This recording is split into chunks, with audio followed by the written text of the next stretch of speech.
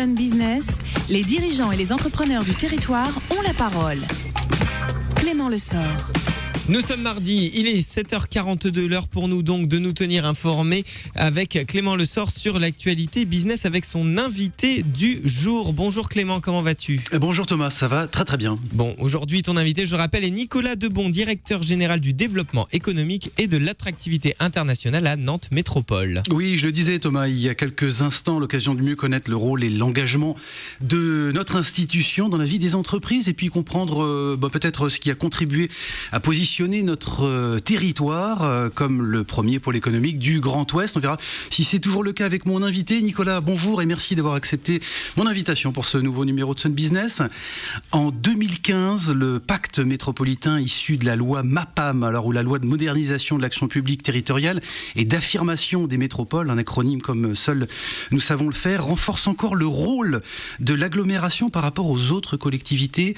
Quelles conséquences cette nouvelle étape a sur vos missions et la compétence du développement économique du territoire dont vous avez la responsabilité? Bonjour Clément, bonjour à tous. Alors la loi MAPAM, elle a effectivement posé un certain nombre de clés juridiques et financières, mais ce qui est important, c'est que ça n'a pas fondamentalement changé le mode de fonctionnement de la métropole, parce qu'on était déjà en communauté urbaine, on avait déjà effectivement un certain nombre de compétences. Par contre, ça nous a conforté dans notre rôle de leadership en termes de développement économique, aux côtés de la région, qui a un certain nombre de soutiens aux entreprises, notamment dans leur cœur d'activité. Mais ce qui est sûr, c'est que la métropole souhaite effectivement assurer son rôle d'action économique au quotidien. On en parlera peut-être un peu plus en détail tout à l'heure, et qu'on va assumer effectivement ce rôle de leader sur un territoire en tant que tel, plus de 600 000 personnes, plus de 50 000 emplois, 60 000 emplois, donc c'est forcément effectivement un moment important et un rôle important.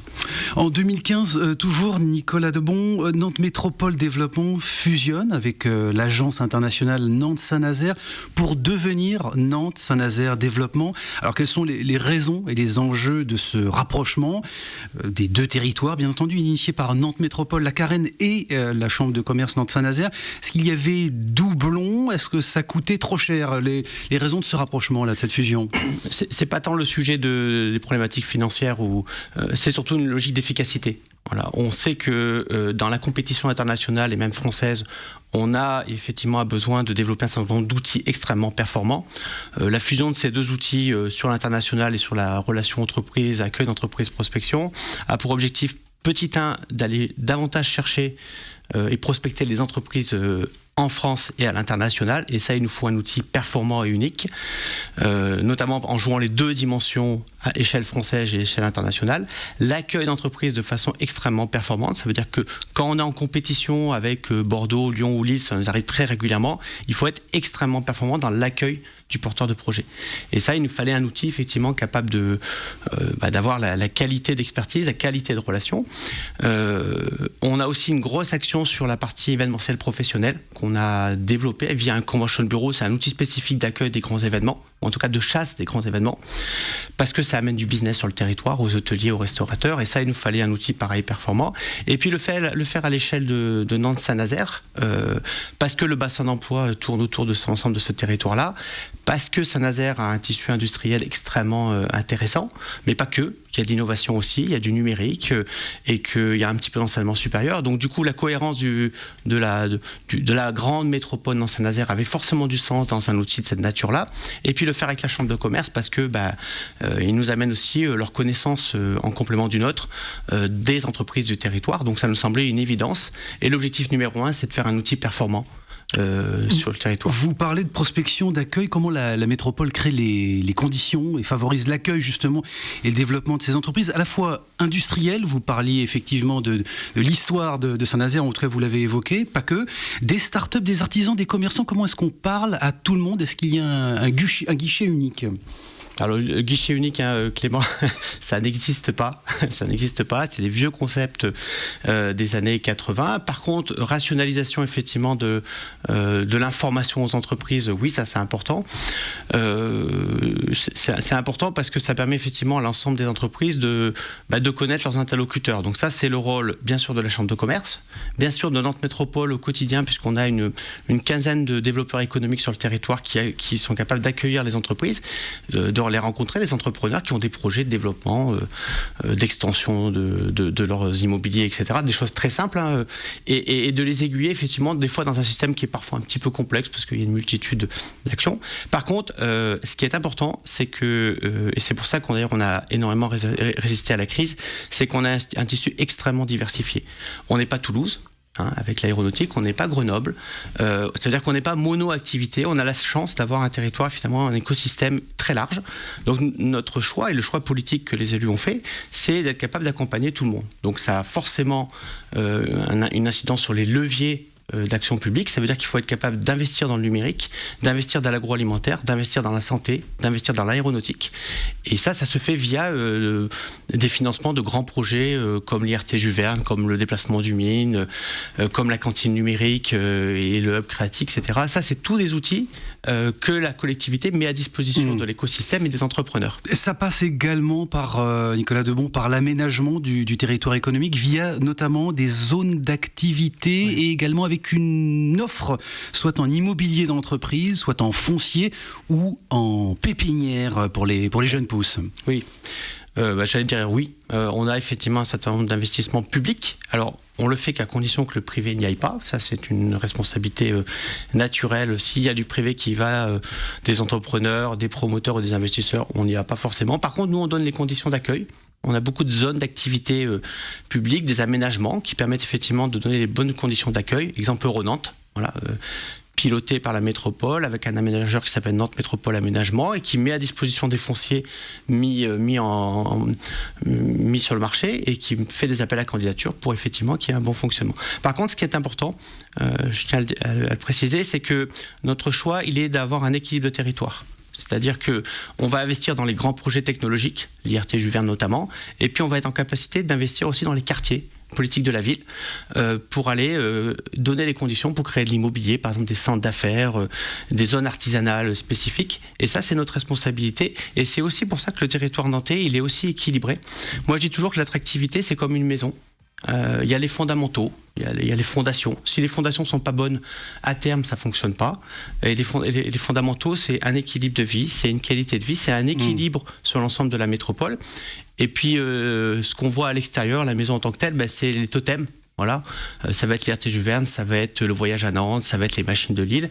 Mais s'il n'y a pas de bons fondamentaux, les territoires, sur la durée, ils ne fonctionnent pas. Vous êtes en train de nous dire ce matin, là, Nicolas Debon, qu'il n'y a pas de territoire oublié, il n'y a pas de fracture de l'emploi et de développement économique en fonction des différents espaces sur notre territoire. J'avais pas dit, je peux pas dire ça. Il y a forcément des endroits où c'est plus compliqué qu'ailleurs, notamment les territoires politiques de la ville, mais pas que.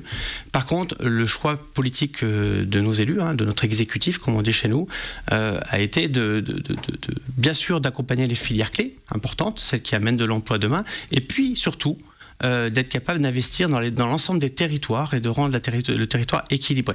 Et c'est pour ça qu'il y a un fort investissement dans les territoires comme Bellevue, Malakoff, Dervalières ou d'autres, Nantes-Nord, parce qu'il y a la nécessité de donner un petit coup de main complémentaire pour amener de l'activité économique. Et ça, c'est vraiment un vrai choix. Fort. Alors réussite, vous le disiez, de la diversité en tout cas des filières à la fois industrielles et d'innovation. Là, comment est-ce que, pour parler de la filière historique, on parlait aéronautique, agroalimentaire, matériaux mécaniques, est-ce que le secteur industriel régional a su prendre le virage de la mutation technologique pour maintenir clairement sa compétitivité? C'est une attention de tous les jours. Elle a su, on ne peut pas dire qu'elle a su, elle le fait régulièrement. On sait très bien que si par contre elle n'investit pas et si elle n'est pas régulièrement en vigilance autour de ça, ça ne fonctionnera pas. Le maintien d'un tissu industriel en France est forcément compliqué, on le sait très bien.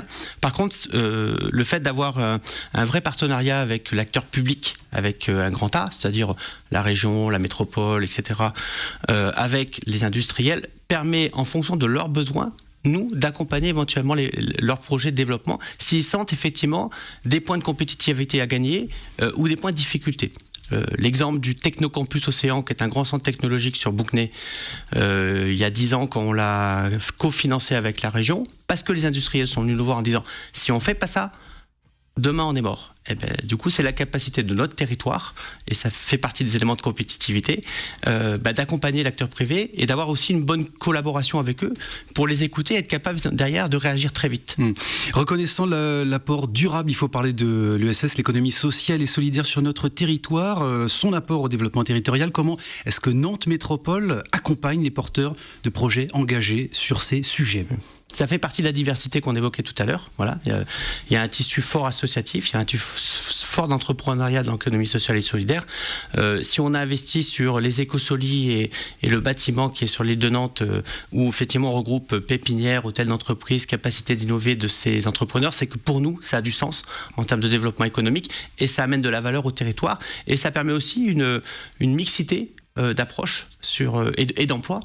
Sur l'ensemble de notre métropole. Il est vecteur de croissance et d'emploi, ça vous le confirmez ce matin ? Il est vecteur effectivement avec d'autres secteurs d'emploi bien entendu, puis aussi de manière de penser l'entrepreneuriat un tout petit peu différemment, durable comme on le dit régulièrement.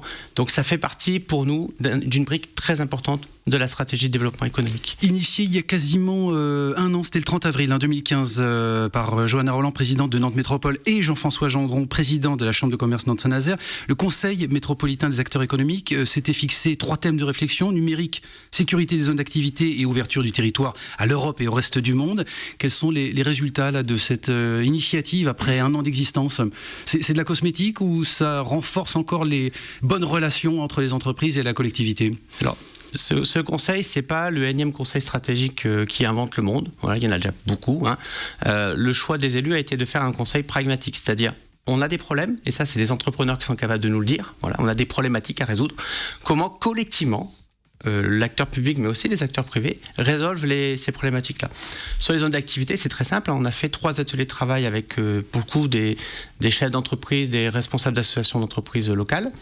On a mis en place un petit plan de bataille, très simple, mais pas forcément avec 50 actions, 3-4 actions d'information, de connaissance des besoins sur la sécurité des zones d'activité, et puis on est en train de le tester. Voilà, ça pour moi, c'est des avancées simples, pragmatiques et qui permettent d'avancer. Sur le plan d'action attractivité, on en parlait à l'instant, on aura un lancement du plan d'action qui a été travaillé avec l'ensemble des entrepreneurs de ce conseil-là en septembre.